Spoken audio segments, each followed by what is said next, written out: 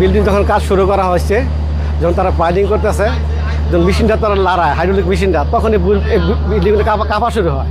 শুধু আমাদের নানান আশেপাশে যত বিল্ডিং সব আছে, ভূমিকম্পের মধ্যে আমার বিল্ডিং এখনো ফাটল দেয় নাই। এটা করার পর থেকে আমার সামনে দুটো বেশ ফাটল ধরছে। এখানে পাইলিং করা অবস্থায় বিল্ডিং কাঁপে এবং ওই বড় ভাইয়ের বিল্ডিংয়ের কিছু ক্ষতিগ্রস্ত হয়েছে।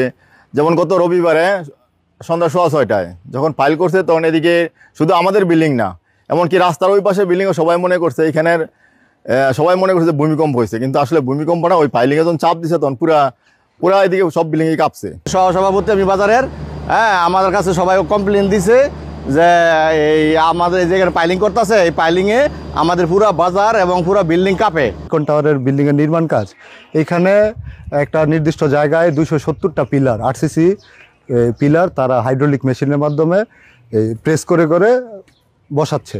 এর ফলে আমরা যারা আশেপাশের ভবনের বাসিন্দারা আছি তারা অত্যন্ত আতঙ্কের মধ্যে আছি। এবং আমার বাসার সেলফে প্রথম যেদিন ওনারা এই পিলারে কাজ করতেছিল, আমার কাছের কিছু আসবাবপত্র পরে গিয়ে ভেঙে গেছে।